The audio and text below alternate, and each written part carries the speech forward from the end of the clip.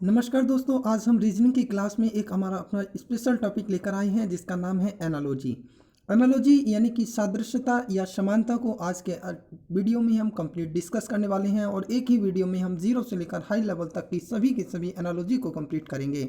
तो चलिए स्टार्ट करते हैं। सबसे पहले बेसिक कॉन्सेप्ट सीखेंगे कि एनालॉजी का जो हमारा बेसिक कॉन्सेप्ट होता है वो क्या होता है, एनालॉजी किसे कहते हैं, इसका अर्थ क्या होता है, कितने प्रकार की एनालॉजी आती है। आइए इन सभी चीज़ों पर एक बार नज़र डालते हैं।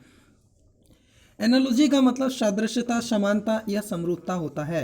देखिए, समरूपता का अर्थ होता है संबंधित अथवा समानता, अर्थात समान रेखा रूप जो हमारा होता है या समान रूप रेखा होता है उसे हम समरूपता के नाम से कॉल करते हैं। अब समरूपता हमारी भिन्न भिन्न प्रकार की होती है। जैसे कि अगर मैं आपसे कहूँ मुझे परिमाप दी गई हो, इकाई दी गई हो, तो इनके बीच भी समरूपता हो सकती है। मुझे शब्द पर्यायवाची दिए गए हों, शब्द विलोम शब्द दिए गए हों, इनके बीच भी समरूपता हो सकती है। देश राजधानी दी गई हो, राज्य राजधानी दी गई हो, देश मुद्रा दी गई हो, जानवर और उनके बच्चों के नाम दिए गए हों, तो भी हमारी समरूपता हो सकती है।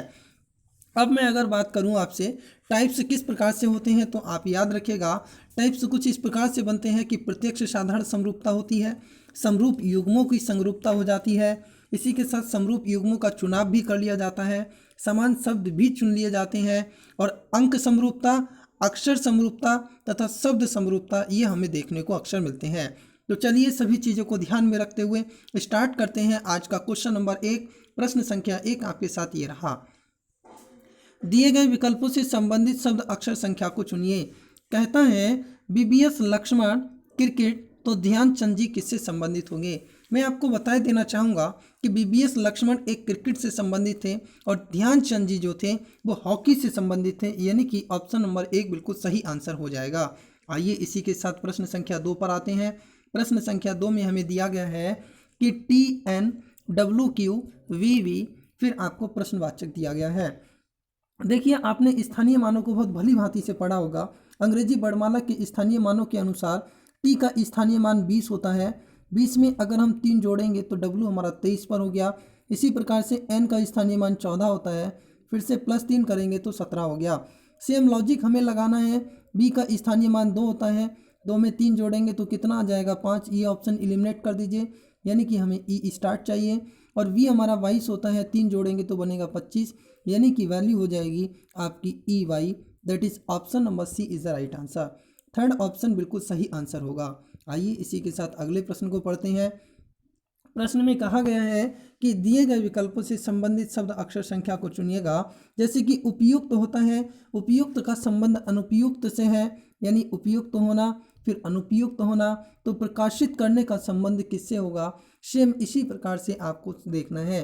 देखिए, उपयुक्त होना यानी कि एक प्रकार से परिपूर्ण होना, अनुपयुक्त होना यानी कि वहाँ पे क्या हो जाना, फेल हो जाना एक प्रकार से। उपयुक्त पास और अनुपयुक्त क्या हो गया, फेल। ऐसे ही हम चलेंगे प्रकाशित करना, और प्रकाशित करने का जो हमारा बिल्कुल सेम लॉजिक बनेगा वो हो जाएगा एक प्रकार से छिपाना। छिपाना बोलें यानी कि ऑप्शन 3 बिल्कुल सही आंसर होगा। आइए अपने अगले प्रश्न पर आते हैं।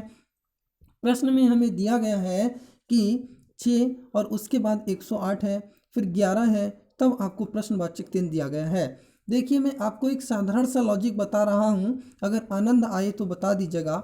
जी हाँ, बिल्कुल। मैंने आपसे कहा 6 नंबर है, 6 को 6 का 3 गुना किया, कितना हुआ, या ऐसे करिएगा। देखिए, और दूसरा लॉजिक समझिएगा कि 108 को 6 से भाग कर दीजिए, इस वाले नंबर को इस वाले से भाग कर दीजिए। देखिए, 6 इक्का 6 और 6 अट्ठे 48, कितना हो गया, 18 हो गया। अब देखिए 6 और 18 के बीच का संबंध कितना है, गुणा 3 है, 6 तिया 18। ऐसे ही 11 को गुणा 3 करोगे तो 11 को गुणा 3 करने पर कितना हो जाता है, 33। अब 33 की गुणा हमें किससे करनी है, 11 से करनी है। मैंने लॉजिक आपको समझाया है। क्या चलता है, इकाई का अंक अपने स्थान पर रखिए, इकाई दाही को छोड़ दीजिए और दाही वाला अपने स्थान पर रखिए। ये 11 से गुणा करने का लाजवाब तरीका है, यानी कि 11 की 33 से गुणा करेंगे 363 बनेगा। That is option number 1 is the right answer. आइए इसी के साथ अपने अगले प्रश्न पर आते हैं। और प्रश्न में दिया गया है कि एक अनुक्रम दिया गया है जिसमें से एक पद लुप्त दिया गया है। आपको उस लुप्त पद को पूरा करने के लिए कौन सा ऑप्शन फिल करना होगा। देखिए, पहले होता है हट, फिर है कॉटेज, फिर है बंगला। तो देखिए, हट, कॉटेज बंगला। अगर हम इसी श्रेणी को आगे बढ़ाते हैं तो बंगले के बाद हमारा बनता है महल। महल यानी कि ऑप्शन नंबर 1 बिल्कुल सही आंसर होगा। आइए अपने अगले प्रश्न को देखिए। प्रश्न में कहा गया है दिए गए विकल्पों से संबंधित शब्द अक्षर संख्या को चुनिए। विद्यालय, अध्ययन, तो प्रयोगशाला क्या होगा? देखिए विद्यालय में जाकर हम अध्ययन करते हैं, विद्यालय में जाकर हम क्या करते हैं? हम अध्ययन करते हैं। तो प्रयोगशाला में जाके हम परीक्षण करते हैं, यानी कि ऑप्शन 2 बिल्कुल सही आंसर हो जाएगा, ऑप्शन 2। आइए अपने अगले प्रश्न पर आ गए हैं। प्रश्न में कहता है कि कमांडर शब्द लिखा है, इसके लिए इस प्रकार से लिखा गया है।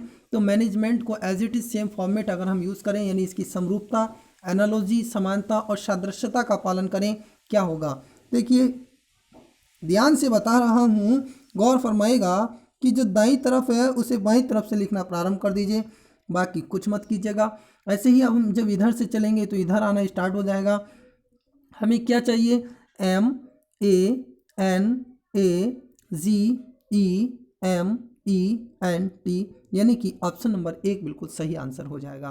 क्या करना है? जो आपको बाईं तरफ के अक्षर हैं वो दाईं तरफ से लिखना प्रारंभ कर दीजिए, ऑप्शन 1 बिल्कुल सही आंसर होगा। नेक्स्ट क्वेश्चन, दिए गए विकल्पों में से संबंधित शब्द अक्षर संख्या चुनिए। जी हाँ, आज का टॉपिक ही आपका कंप्लीट टॉपिक है जिसका नाम है एनालॉजी, यानी सादृश्यता, समानता या समरूपता का एक कंप्लीट टॉपिक एक ही क्लास में आपको कंप्लीट कराया जा रहा है। और जीरो से लेकर हाई लेवल तक के सभी questions based on SSC CGL, SSC CPO, SSC CHSL, SSC MTS, इसी के साथ साथ हमारे बाकी के अदर कॉम्पिटिटिव एग्जाम्स जैसे कि railway, Uttar Pradesh police, Uttar Pradesh SI जैसी विभिन्न प्रतियोगी परीक्षा में पूछे जाने वाले प्रश्न, मोस्ट सिलेक्टेड क्वेश्चंस आपके साथ डिस्कस किए जा रहे हैं।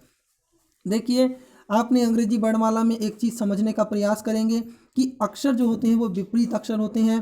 देखिए डी का विपरीत होता है डब्लू, ई का विपरीत अक्षर होता है बी, एफ का विपरीत अक्षर होता है यू, एच का विपरीत अक्षर होता है एच और वाई का विपरीत अक्षर होता है बी। सेम लॉजिक लगाना है, एस का विपरीत अक्षर कौन हो जाएगा? एच हो जाएगा। तो इन सभी का कोई खेल ही नहीं है, यानी कि आपका ऑप्शन नंबर 1 बिल्कुल सही आंसर हो गया। मैक्सिमम बता रहा हूँ आपको कि 3 से 4 सेकंड लगेंगे प्रश्न को सॉल्व करने में। विदाउट पेन एंड पेपर प्रश्न को आप सॉल्व कर सकते हैं। जी हाँ, अगला प्रश्न ये रहा।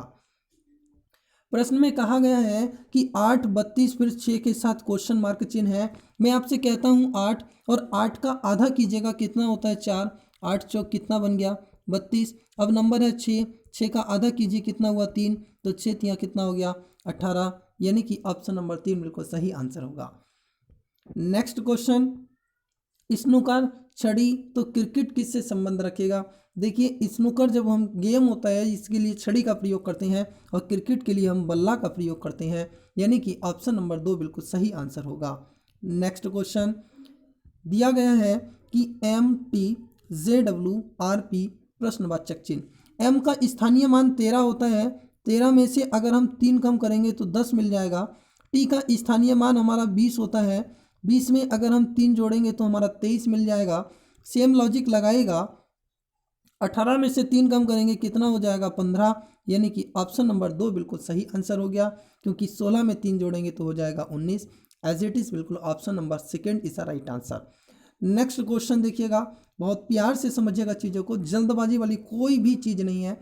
जी हाँ बिल्कुल, आपको बिल्कुल भी टेंशन नहीं लेनी है, सभी चीज़ें प्रॉपर तरीके से सीखते हुए चलनी है। प्रश्न में कहा गया है कि TZW फिर NT के साथ प्रश्नवाचक चिन्ह है। देखिए T का स्थानीय मान 20 होता है और Z का जो स्थानीय मान होता है वो 26 होता है। इन दोनों के मध्य में हमारा 23 आ जाएगा और 23 पर बोले तो W हो जाएगा। एज इट इज़ हमने इधर किया तो +3 और इधर किया तो -3। सेम लॉजिक लगाना है तो 14 में 3 जोड़ेंगे कौन हो जाएगा 17 और 20 में से 3 कम करेंगे तो भी कितना हो जाएगा 17, यानी कि Q आपका बिल्कुल सही आंसर होगा। आइए अगला प्रश्न देखिए। प्रश्न में दिया गया है 23, 6 और उसके बाद 43 यानी कि 43 के साथ प्रश्नवाचक चिन्ह है। मैं आपसे कहना चाहूँगा 23 में 2 गुणा 3 कर लेते हैं, कितना हो जाता है 6। अब 43 में 3 गुणा 4 करेंगे तो कितना हो जाएगा 12, यानी option number 4 is the right answer. Next question, कर्क रेखा, अक्षांश, तो प्रधान मध्याह्न की बात की गई है। देखिए कर्क रेखा जो होती है वो अक्षांश पे होती है, तो प्रधान मध्याह्न जो हमारा होता है वो दिशांतर पर होता है, देशांतर बोले तो ऑप्शन नंबर 3 बिल्कुल सही आंसर होगा। आइए इसी के साथ नेक्स्ट क्वेश्चन कि दिए गए विकल्पों में से संबंधित शब्द अक्षर संख्या को चुनिएगा। हम क्या करते हैं कि जो हमें बाईं तरफ दिया है उसे दाईं तरफ से लिखना प्रारंभ कर दीजिए। देखिए ई सी ई आई एन बन गया। अब ऐसे ही हम यहाँ प्रयोग करेंगे तो क्या बनेगा? जी हाँ बिल्कुल, एक बार गौर फरमाइएगा। अंत में हमें बी चाहिए तो इसलिए ये छोड़ दीजिए, अंत में बी सभी में हो गई। बी के पड़ोस में ए चाहिए, उसके पड़ोस में एन चाहिए, उसके पड़ोस में आई चाहिए, तो एन के पड़ोस में आई चाहिए, ये छोड़ दीजिए। फिर क्या चाहिए? एस चाहिए और अंत में एस चाहिए, तो इसे छोड़ दीजिए। आंसर कौन होगा? ऑप्शन नंबर सी। जी आपको कॉम्प्लिकेटेड नहीं लगेगा, मैंने आपको ये बना दिया, लीजिए ऑप्शन सी बिल्कुल सही आंसर होगा, यानी third one is the right answer. प्रश्न संख्या 16 आपके साथ स्क्रीन पर इस समय बना हुआ है। जी थोड़ा सा प्रॉपर तरीके से समझिएगा और चीज़ें बहुत आसान हैं। एनालॉजी यानी कि सादृश्यता अक्सर परीक्षाओं में पूछी ही जाती है, ऐसी कोई परीक्षा नहीं है जब वनडे कॉम्पिटिटिव एग्जाम्स रीजनिंग का पार्ट आए और एनालॉजी ना पूछी जाए। जी हाँ बिल्कुल पूछी जाती है। जैसे एसएससी की आप कोई भी परीक्षा ले लीजिए, रेलवे ले लीजिएगा या आप डिफेंस में आ जाइएगा। हमें कहा गया है एच का स्थानीय मान कितना होता है? 8 होता है। 8 में 2 जोड़ेंगे 10 हो जाएगा। एन का स्थानीय मान 14 होता है, 2 जोड़ेंगे 16 हो जाएगा। 16 में 2 जोड़ेंगे 18 हो जाएगा। अब सेम लॉजिक पकड़िएगा, 17 में 2 जोड़ने पर कितना बनता है? 19। मैक्सिमम बता रहा हूँ 2 से 3 सेकेंड का खेल है, इससे ज़्यादा प्रश्न में नहीं लगने वाला, आई गारंटी इट इस चीज़ की। और विदाउट पेन एंड पेपर, सिर्फ माइंड बेस्ड, सिर्फ माइंड ब्लोइंग ट्रिक के साथ आप इस प्रश्न को सॉल्व कर सकते हैं। जी बिल्कुल सही आंसर। अगला प्रश्न देखते हैं। 14 के साथ हमें दिया गया है 225, तो 17 के साथ पूछा गया है। देखिए 14 जो नंबर लिखा है इसके दोनों अंक जोड़ेंगे या फिर एक काम करिएगा, बहुत शानदार सा रहेगा, मैं आपको समझा रहा हूँ, थोड़ा ध्यान दीजिएगा कि 14 में अगर हम एक जोड़ दें तो कितना हो जाता है? 15 हो जाता है, और 15 का वर्ग कर दें तो कितना हो जाता है? 225। ऐसे ही 17 में अगर हम एक जोड़ दें तो कितना हो जाएगा? 18। 18 का वर्ग करेंगे तो कितना होगा? 324। That is option number second is the right answer.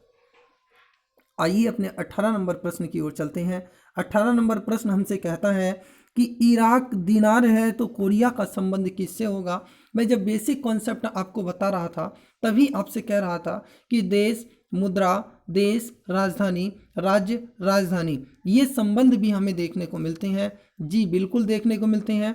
जैसे कि अब आप यहाँ पे देख पा रहे हैं, इराक की जो मुद्रा है वो दिनार चलता है, कोरिया का जो मुद्रा चलता है उसका नाम याद रखिएगा, बोन चलता है, यानी option fourth is the right answer. प्रश्न संख्या 19, AOE GMAIUO, इसमें आपको बताना है कि प्रश्नवाचक का स्थान कौन लेगा। देखिए बहुत प्रॉपर तरीके से समझने का प्रयास करें। हम एक चीज़ देख रहे हैं कि जी का स्थानीय मान 7 होता है, 7 में 8 जोड़ेंगे 15 हो गया। अब 13 में 8 जोड़ेंगे तो 21 हो गया, और 1 में 8 जोड़ेंगे तो 9 हो गया। सेम लॉजिक लगा लीजिएगा, 1 में 8 जोड़ोगे तो कितना बनेगा? 1 में 8 जोड़ने पर 9 बनेगा, यानी कि हमें लास्ट 9 चाहिए। ये ऑप्शन दोनों हटा दीजिए। फिर 15 में 8 जोड़ेंगे तो हमें कितना चाहिए? 23 चाहिए, इसलिए इसे भी हटा दीजिए। कौन बन गया? और स्टार्ट में हमारा 5 में 8 जोड़ने पर 13 हो जाएगा, यानी MWI is the right answer. ठीक है, +8 का लॉजिक चल रहा है, ये चीज़ याद रखिएगा। आइए नेक्स्ट क्वेश्चन नंबर 20 पर आते हैं। प्रश्न संख्या 20 हमें दिया गया है। प्रश्न संख्या 20 हमें दिया गया है, ध्यान से खेलिएगा। डी का स्थानीय मान 4 होता है, 4 में अगर हम 5 जोड़ देते हैं तो कितना हो जाता है? 9। ई का स्थानीय मान 5 होता है, 5 में अगर हम 3 जोड़ देते हैं तो कितना हो जाता है? 8। एफ का स्थानीय मान 6 होता है, 6 में अगर हम 1 जोड़ देते हैं तो कितना हो जाता है? 7। सेम लॉजिक हमें लगाना है क्योंकि समरूपता है, यानी समानता है। 23 में 5 जोड़ते हैं तो 28, और 28 बोले तो हमारा क्या हो जाएगा भाई? वी हो जाएगा। ठीक है, 28 बोले तो वी हो जाएगा। अब देखिए 24 में 3 जोड़े तो 27, 27 बोले तो ए आता है, ए 1 पर भी आता है और ए 27 पर भी आता है। 25 में 1 जोड़ेंगे 26, यानी जेड हो जाएगा। That is option number third one is right answer. जी हाँ, अगर आप चाहें तो इसे ऐसे परिवर्तित करके भी लिख सकते हैं कि VAZ, ऐसे लिख लीजिएगा और ज़्यादा सुटेबल हो जाएगा। स्टार्ट के दोनों छोटे कर लीजिएगा और लास्ट वाला बड़ा कर लीजिएगा। बिल्कुल प्रश्न संख्या 21 की तरफ बढ़ेंगे और शानदार सा प्रश्न है, थोड़ा ध्यान से गौर फरमाएगा। और आनंद आ रहा है क्लास में तो एक लाइक करके अपने साथी संबंधी मित्रगणों के साथ शेयर कर दीजिएगा। प्रश्न कहा गया है कि 81 फिर 121 अब 49 के बाद प्रश्नवाचक चिन्ह है। देखिए 81 का अगर मैं आपको वर्गमूल बताता हूँ तो 9 होता है। 121 का वर्गमूल लेते हैं तो 11 होता है और अंतर बीच में कितना हो गया, प्लस का 2। अब देखिए 49 का वर्गमूल 7 होता है, साथ में 2 जोड़ेंगे तो 9 हो जाएगा और 9 का वर्ग करेंगे तो कितना होगा 81। और 81 जो हमें मिल रहा है वो आप एक बार ध्यान से देख लीजिएगा, option number 1 is the right answer. जी प्रश्न संख्या 22 देखिए, प्रश्न संख्या 22 में कहा गया है भूकंप विज्ञान भूकंप से संबंध है तो जल विज्ञान किससे रखेगा। जी जल विज्ञान जल यानी कि पानी से संबंध रखेगा, ऑप्शन नंबर 2 बिल्कुल सही आंसर है। प्रश्न संख्या 23 DRSEN और C दिया गया है। एक बार लॉजिक पकड़ना, लॉजिक पसंद आए तो जी हाँ बिल्कुल एक बार ध्यान देना चीज़ों के लिए, किसी भी प्रकार की टेंशन नहीं लेते हुए चलना है। मैं आपसे कह रहा हूँ कि डी का स्थानीय मान 4 होता है, 4 में अगर हम 10 जोड़ दें तो कितना हो जाएगा 14 हो जाएगा। आर का स्थानीय मान 18 होता है, 18 से अगर हम क्या करें 15 कम कर दें तो हमें कितना मिल जाएगा 3 मिल जाएगा। 18 से 15 कम करने पर 3 मिल जाएगा। सेम लॉजिक एक बार लगाएगा।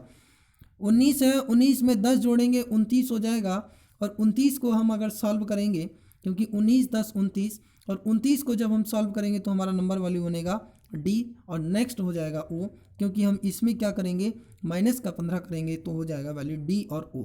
आइए इसी के साथ अपने अगले प्रश्न की ओर चलिएगा ध्यान से, किसी भी प्रकार की जल्दबाजी नहीं है, चीज़ें प्रॉपर चल रही हैं। 24 नंबर प्रश्न क्या कहता है। 24 नंबर प्रश्न कहता है कि KDPWRN के साथ प्रश्नवाचक चिन्ह है। प्रश्न को थोड़ा ध्यान से पढ़ेंगे क्योंकि के का स्थानीय मान 11 होता है, 11 में 5 जोड़ते हैं 16 हो जाता है। और हमें एक चीज़ और भी पता है कि के का विपरीत अक्षर पी होता है और डी का विपरीत अक्षर कौन होता है डब्लू होता है। विपरीत से ले लीजिएगा ज़्यादा अच्छा रहेगा, क्योंकि के का विपरीत अक्षर हो गया पी और डी का विपरीत हो गया डब्लू, तो आर का विपरीत अक्षर कौन होगा आई और एन का विपरीत अक्षर कौन होगा एम, यानी कि I am is the right answer. आइए अगले प्रश्न की ओर आते हैं। प्रश्न संख्या 25 हमसे क्या कह रहा है, एक बार ध्यान से देखिएगा। प्रश्न संख्या 25 में हमें नंबर दिया गया है कि 37 का 10 से संबंध है तो 65 का किससे होगा। देखिए 37 नंबर दिया गया है, 3 + 7 अगर करते हैं तो नंबर कितना प्राप्त होता है 10। सेम प्रकार से 65 है, 6 + 5 करेंगे कितना मिलेगा 11, यानी कि ऑप्शन 1 बिल्कुल सही आंसर होगा। प्रश्न संख्या 26 पर आइए। प्रश्न संख्या 26 में बताया गया है भेड़ का झुंड अगर होता है तो अंगूर का क्या होता है भाई, अंगूर में गुच्छा होता है। भेड़ जब कई सारी भेड़ इकट्ठी हो जाती हैं तो झुंड होता है, अंगूर जब कई सारे होते हैं तो उससे गुच्छा बन जाता है, यानी कि ऑप्शन नंबर 1 बिल्कुल सही आंसर होगा। आइए 27 नंबर प्रश्न की ओर बढ़ते हैं और प्रश्न को ध्यान से करिएगा, किसी भी प्रकार की टेंशन नहीं लेनी है। पसंद आ रहा है तो एक लाइक करके दोस्तों के साथ शेयर करना ना भूलें। आपको दिया गया है HEKMJPNOQ और उसके बाद प्रश्नवाचक चिन्ह है। एक बार देखें, 8 में अगर हम 5 जोड़ेंगे तो कितना हो जाएगा 13, 5 में 5 जोड़ेंगे 10, 11 में 5 जोड़ेंगे 16, तो 14 में 5 जोड़कर बनेगा 19, 19 सभी में है, 11 में 5 जोड़कर कितना बनता है 16, इसलिए बाकी सब कैंसिल। आपका वैल्यू हो गया ऑप्शन नंबर 3।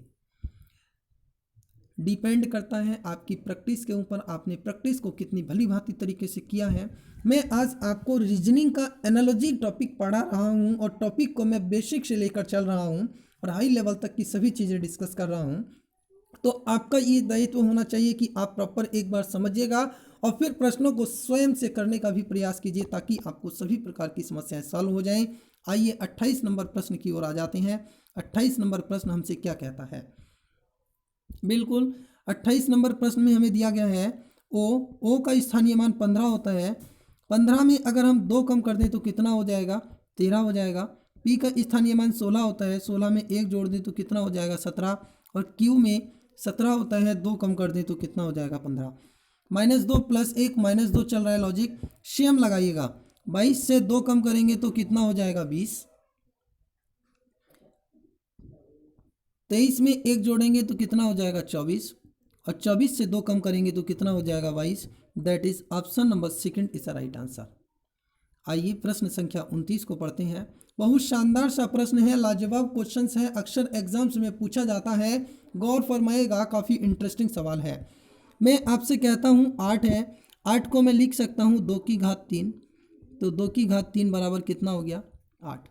अब आपको 9 दिया गया है, यानी कि 9 को मैं लिख देता हूँ 3 की घात 2, 3 की घात 2 कितना हो गया 9। अब आपको 25 दिया गया है, लिख सकते हैं 5 की घात 2 बराबर कितना हो गया 25। सेम लॉजिक एक बार समझिएगा। देखिए हमने देखा 2 का घन, 3 का वर्ग, ये 5 का वर्ग है, तो अब हमें क्या करना होगा, वो तो लॉजिक मिल नहीं रहा क्योंकि हमारे इसके साथ नहीं मिल रहा। तो देखिए दूसरा लॉजिक बता रहा हूँ, एक बार गौर से देखिएगा चीज़ों को। मैंने कहा 2 की घात 3 और यह हो गया 3 की घात 2, जो आधार था वो घात बन गया, जो घात था वो आधार बन गया। अब देखिए 2 की घात 5, अब यह क्या हो जाएगी 5 की घात 2 है, तो यह क्या हो जाएगी 2 की घात 5। जो घात है वो आधार बन जाएगा, जो आधार है वो घात बन जाएगा, क्योंकि यही तो लॉजिक यहाँ मिल रहा था। तो 2 की घात 5 का मतलब कितना होता है 32, और 32 बोले तो ऑप्शन नंबर 1 बिल्कुल सही आंसर है। जी हाँ, चलते हैं अपने प्रश्न संख्या 30 की ओर। प्रश्न संख्या 30 में हमें कहा गया है EFOP प्रश्नवाचक चिन्ह और ST। देखिए ई का स्थानीय मान 5 होता है, 5 में अगर हम +10 करते हैं तो 15 हो जाएगा। F का स्थानीय मान 6 होता है, +10 करेंगे 16 हो जाएगा। सेम लॉजिक लगाएगा, अगर हम सेम लॉजिक लगाते हैं, S का स्थानीय मान हमें इधर से चलना है लेफ्ट पोजीशन में, तो हम क्या करेंगे माइनस का करेंगे ना। जी बिल्कुल, 19 में से 10 कम करेंगे तो आएगा 9, और 20 में से 10 कम करेंगे तो आएगा 10। अब आप इधर से इधर भी जा सकते हैं, यानी बाएं से दाएं भी जा सकते हैं, तो +10 का लॉजिक मिलेगा। That is option number 4 is the right answer.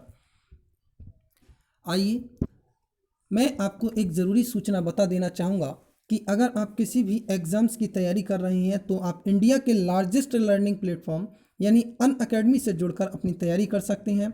आज ही गूगल प्ले स्टोर से डाउनलोड करें अनअकैडमी लर्निंग ऐप और स्वयं को रजिस्टर कर सर्च करें अवधेश कुमार, और हमारी प्रोफाइल पर क्लिक करने के बाद हमें फॉलो कर लीजिए ताकि आपको हमारी सभी क्लासेस देखने को मिल सकें। अनअकैडमी पर आने का सबसे बड़ा बेनिफिट मैं आप सबको बता दूं कि जहां पर आप किसी भी बड़ी सिटी में जाकर लाखों रुपए खर्च कर अपनी तैयारी करते हैं, वहीं पर आप बहुत ही कम अमाउंट में घर बैठे बेहतर से बेहतर तैयारी कर सकते हैं। आप हमें अनअकैडमी प्लेटफॉर्म पर फॉलो कर लीजिए ताकि आपको रेगुलर बेसिस पर क्लासेस मिलती रहें। अगर आप कोई भी सब्सक्रिप्शन लेना चाहते हैं, यानी कि अनअकैडमी का कोई भी सब्सक्रिप्शन लेना चाहते हैं, तो आप हमारा डिस्काउंट कोड यूज़ करें, स्टडी फॉर ड्रीम्स ज़रूर यूज कर लीजिए, ताकि आप भी सब्सक्रिप्शन परचेज करने पर आपको मैक्सिमम डिस्काउंट मिल सके। और मैक्सिमम डिस्काउंट प्राप्त करने के लिए आपको हमारा डिस्काउंट कोड यूज़ करना होगा, स्टडी फॉर ड्रीम्स। इसे अगर आप यूज़ नहीं करते हैं तो आपको पूरा पेमेंट करना पड़ेगा, यानी आपको नुकसान हो सकता है। इसलिए study for dreams discount code यानी कि कूपन कोड यूज़ करने से आपको मैक्सिमम डिस्काउंट प्राप्त हो जाएगा। अनअकैडमी एक ऐसा प्लेटफॉर्म है जहां पर इंडिया के टॉप एजुकेटर लाइव पढ़ाते हैं, जिसमें live classes, free classes, crash courses कराए जाते हैं, जिससे आप SSC CGL, CPO, CHSL, MTS, GD तथा साथ में UPSC और UPSSC के साथ साथ रेलवे, उत्तर प्रदेश पुलिस, उत्तर प्रदेश दरोगा यानी कि UPSI, दिल्ली पुलिस जैसे विभिन्न प्रतियोगी परीक्षाओं की तैयारी कर सकते हैं। आज ही गूगल प्ले स्टोर से डाउनलोड करें अनअकैडमी लर्निंग ऐप, स्वयं को रजिस्टर कर सर्च करें अवधेश कुमार, हमारी प्रोफाइल पर क्लिक करके फॉलो कर लीजिए ताकि रेगुलर बेसिस पर आपको क्लासेस मिलती रहें। इसी के साथ मिलते हैं अपने नेक्स्ट सेशन के साथ। Thank you for watching this session.